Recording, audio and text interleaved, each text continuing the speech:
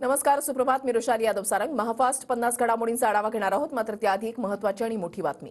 मुंबईतल्या 6 लोकसभा मतदारसंघावर भाजपच्या केंद्रीय नेतृत्वाचं आता विशेष लक्ष आहे.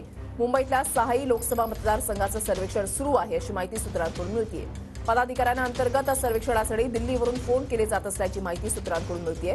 पियुष गोयल मुंबईतून लोकसभा निवडणूक लढणार असल्याची चर्चा आहे.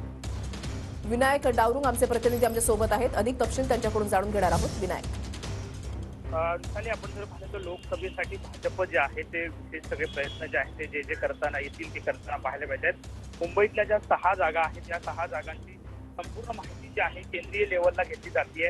कोणी इच्छुक आहेत का, मग कोणाची नावं चर्चेत आहेत, ही सगळ्यांसाठी विचारणा जी आहे ती आता केंद्रातून पदाधिकाऱ्यांना केली जाते. आपण जर पाहिलं तर पियुष गोयल यांचं नाव सुद्धा मुंबईसाठी चर्चिलं जातंय. सध्या त्यांची चाचपणी जी आहे ती होताना पाहायला मिळते.